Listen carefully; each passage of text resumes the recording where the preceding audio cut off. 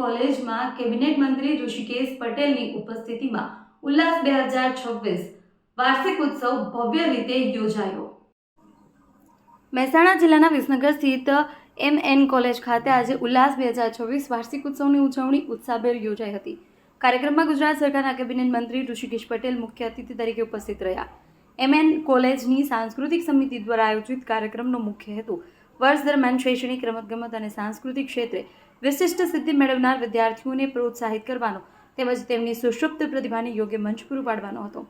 Open air થિયેટરમાં યોજાયેલા કાર્યક્રમમાં વિદ્યાર્થીઓ દ્વારા લોકનૃત્ય, દેશભક્તિ ગીતો, ગ્રુપ ડાન્સ અને ગુજરાતી ગરબા જેવી રંગારંગ રજૂઆતો કરવામાં આવી। ખાસ વાત એ રહી કે પ્રાધ્યાપકોએ પણ કાર્યક્રમમાં ઉત્સાહભેર ભાગ લીધો। ઉત્તર ગુજરાત હેમચંદ્રાચાર્ય યુનિવર્સિટી યુવક મહોત્સવમાં સતત 3 વખત પ્રથમ સ્થાન મેળવનાર વિદ્યાર્થીઓને પણ આ પ્રસંગે વિશેષ સન્માનિત કરવામાં આવ્યા। ગુજરાત સરકાર દ્વારા MN કોલેજને હેરિટેજ કોલેજનો દરજ્જો આપવામાં આવ્યો છે। છેલ્લા 6 વર્ષમાં કોલેજના વિકાસ માટે library, science building, seminar hall, computer centre, IAS study centre, sports infrastructure સહિતની વિકાસ કાર્યો માટે અંદાજિત 179.884 કરોડ રૂપિયાની ફાળવણી કરવામાં આવી છે। કેબિનેટ મંત્રી ઋષિકેશ પટેલે વિદ્યાર્થીઓને માત્ર સર્ટિફિકેટ મેળવવા નહીં પરંતુ સ્કિલ ડેવલપમેન્ટ તરફ આગળ વધવા અને જોબ સિકર નહીં પણ જોબ ગિવર બનવા પ્રેરણા આપી છે। તેમણે આત્મનિર્ભર ભારત અભિયાન અને સ્ટાર્ટઅપ મિશન માટે સાથે જોડાઈ નવીન વિચારધારા અને આગળ વધારવાની અપીલ કરી છે। આ પ્રસંગે કોલેજના પ્રિન્સિપાલ ડોક્ટર રાજેશ મોઢે રાજ્ય સરકારના અને મંત્રીનો આભાર વ્યક્ત કર્યો હતો। 2026માં આપ સૌની વચ્ચે પહેલા પણ હું એક વખત આવા કાર્યક્રમમાં આવ્યો હતો અને આ બીજી વખત મારે આવવાનું થયું છે। ઉલ્લાસ અને 2047નો ઉલ્લાસ તમારા હૃદયની અંદર હંમેશા રહે એવી આપ સૌને શુભકામનાઓ। મહેમાનો બોલાવ્યા છે, જેની મદદની જરૂર પડે એવા તમામ મહેમાનોને સ્ટેજ ઉપર બોલાવ્યા છે અને હાથમાં બુકે આપ્યું છે, એટલે અડધી રાતે અમને જગાડી શકાય એવો એમનો ઉત્સાહ વિસનગરની પ્રજા અને ઉત્તર ગુજરાતની પ્રજા માટે શિક્ષણનો વ્યાપ વધે એના માટે એમનો પ્રયત્ન અને હમણાં આપણે 10 થાય એ રીતેના અભ્યાસક્રમો સાથેનું જે સેન્ટર વિસનગરમાં ચાલુ થયું છે એના ડાયરેક્ટર ભાઈ શ્રી દીપકભાઈ પ્રગતિના પંથે જઈ રહેલી આપણી વિસનગરની MN સાયન્સ કોલેજ, હું એ બધા જ વડીલોને મસ્તકે વંદન કરું છું।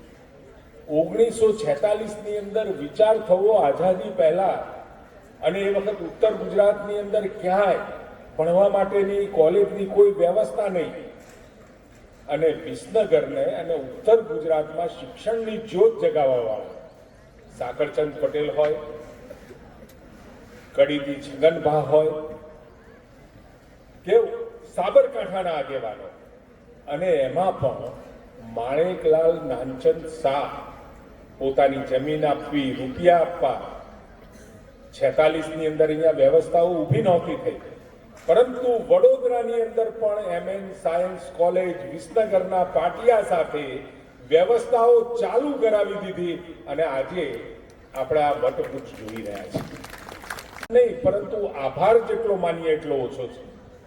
એ વખતે ભણતર ખૂબ ઓછું હતું અંગ્રેજોના સમયની અંદર અને છતાં પણ એ પણ ઓછું ભણેલા હતા, છતાંય આ ઉત્તર ગુજરાતની પેઢી આગામી સમયની અંદર ખૂબ શિક્ષિત થાય અને શિક્ષણને એમને જોયું હતું, શિક્ષણનો આવતા સમયનો વ્યાપ કેવી રીતે વધવાનો છે, શિક્ષણનું મહત્વ એમને જાણ્યું હતું અને એના કારણે જે પ્રયત્ન થયો અને આખા ઉત્તર ગુજરાત નહીં, શરૂઆત ઉત્તર ગુજરાતથી હતી, ગાયકવાડી સરકાર પણ આપણા ત્યાં હતી, શિક્ષણના વ્યાપને અને શિક્ષણને મહત્વ આપવા વાળી રાજાશાહી હતી આપણા ત્યાં, પરંતુ જ્યાં આગળ શિક્ષણનો વ્યાપ નહોતો, ઉત્તર ગુજરાતને જોઈ ચાહે સૌરાષ્ટ્ર હોય, દક્ષિણ ગુજરાત છે, મધ્ય ગુજરાત છે કે કચ્છ છે, લીડ જો કોઈએ લીધી હોય તો ઉત્તર ગુજરાતે લીધી છે। માંડી કોલેજો સુધીની આખી શૃંખલા તૈયાર કરવા માટેની વિઝનરી નેતૃત્વ અહીંયા હતું અને એના કારણે આજે આપણે કહી શકીએ કે આપણી જે 5 હેરિટેજ કોલેજ એ પૈકીની એક આપણી વિસનગરમાં છે અને લગભગ અત્યારે 3000 વિદ્યાર્થીઓ છે અને અત્યારે જે વિચારી રહ્યા છીએ એ પ્રમાણે 2 થી 3 વર્ષની અંદર 5000 વિદ્યાર્થીઓનો આ કેમ્પસ થશે અને 5000 વિદ્યાર્થીઓનો આ કેમ્પસ થાય એટલે એના માટે મૂળભૂત પાયાકીય જે સગવડો જોઈએ એ તમામ સગવડો અહીંયા જ ઊભી થવી જોઈએ.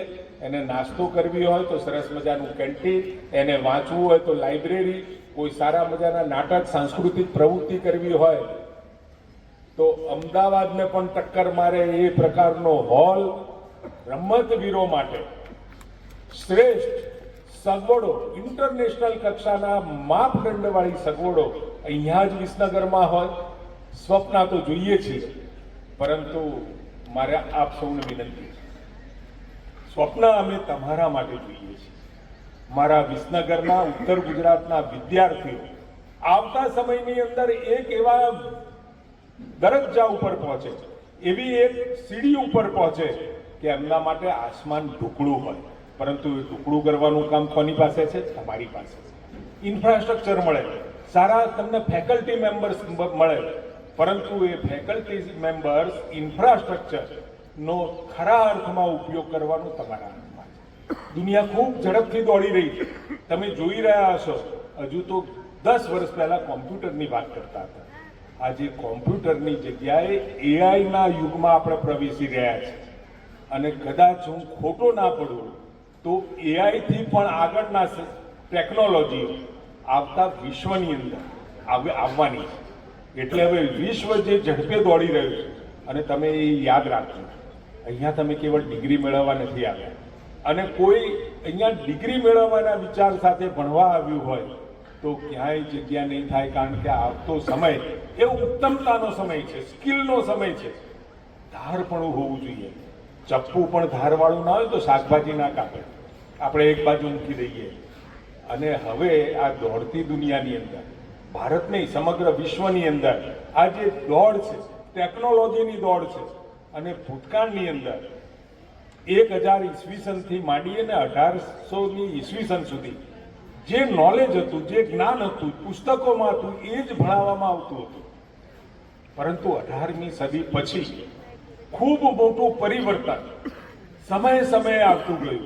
વિજ્ઞાનનો વિકાસ, વિજ્ઞાનની સાથે ટેકનોલોજીનો વિકાસ, સાથે ઉદ્યોગોનો વિકાસ, ઉદ્યોગોમાં ટેકનોલોજીનો ઉપયોગ, આ બધું જે મિક્સઅપ થતું 2020મી સદી સુધી ખૂબ બધી પ્રગતિ વિશ્વએ કરી, ભારતે કરી.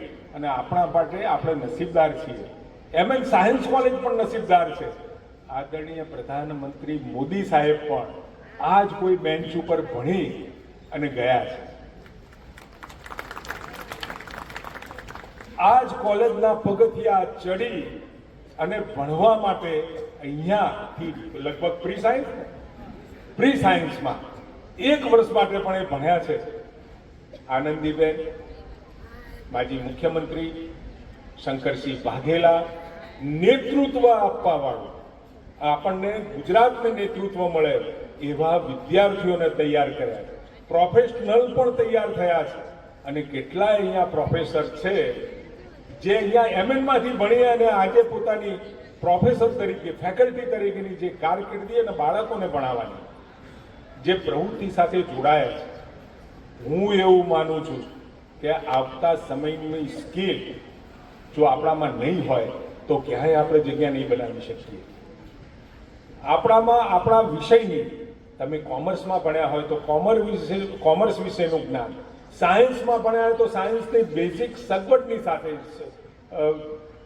સ્કિલ, લો હોય તો લોમાં પણ ધારદારપણું, કોઈ પણ વિષય, એન્જિનિયરિંગમાં ભણતો બહારનો વિદ્યાર્થી હોય તો ટેકનોલોજીની અંદર હવે કેવળ માર્કશીટ અને ડિગ્રી સર્ટિફિકેટથી નોકરી મળી જાય એવું રખે ન માનતા અને નોકરી મેળવવાનું સ્વપ્નું પણ જોતા નહીં. નોકરી મળે તો ઠીક છે, અને જો નોકરી ના મળે તો નોકરી આપવાનું કામ તમારા થકી થાય. એ પ્રકારના વિશ્વની હવે કલ્પના છે, એ પ્રકારના ભારતની કલ્પના. માતૃભાષાના દિવસ નિમિત્તે ઉલ્લાસ 2026 અમે કોલેજનો વાર્ષિકોત્સવ રાખેલો હતો અને આ વાર્ષિકોત્સવ નિમિત્તે વિધાનસભાના આટલા બીજી સત્રમાં પણ માનનીય ઋષિકેશભાઈ મંત્રી શ્રી પધારેલા હતા અને એમને ખૂબ અદ્ભુત વક્તવ્ય આપ્યું અને આ એમએનની વિકાસ ગાથામાં એમનો ખૂબ અમૂલ્ય ફાળો રહેલો છે. આ કોલેજને હેરિટેજ સ્ટેટસ અપાવવાથી માંડી અને જે તમામ બાબતોમાં ઇન્ફ્રાસ્ટ્રક્ચરમાં અને બાબતોમાં એમને સહકાર આપે છે એમાં કુલ 180 કરોડ રૂપિયા છેલ્લા 6 વર્ષમાં મળેલા છે અને આ 180 કરોડ રૂપિયામાં સ્પોર્ટ્સ કોમ્પ્લેક્સ, નવીન લાઇબ્રેરી, લો કોલેજ તમામ બાબતોનો સમાવેશ થઈ જાય છે અને જ્યારે આ ઇન્ફ્રાસ્ટ્રક્ચર ખરેખર વિસનગર, ઉત્તર ગુજરાત અને એના માટે આશીર્વાદરૂપ થવાનું છે. આ ઉપરાંત આપણે આ ઉત્તર ગુજરાત માટે આઈએસ સ્ટડી સેન્ટર પણ અપાવવામાં એમનો અમૂલ્ય ફાળો છે જે ભવિષ્યના આઈએએસ અને આઈપીએસ તૈયાર કરશે અને એ આઈએસ સ્ટડી સેન્ટર આ વર્ષથી કાર્યરત થઈ ગયું છે. તેમજ નવો કોમર્સ પ્રવાહ અને લો કોલેજ પણ કાર્યરત છે. આમ ઉત્તર ગુજરાતમાં અને સરકારી કોલેજોમાં આર્ટ્સ, કોમર્સ, સાયન્સ અને લો કોલેજ ચાલતી હોય એક સાથે એવી એકમાત્ર આખા ગુજરાતમાં કોલેજ છે સરકારી કોલેજ.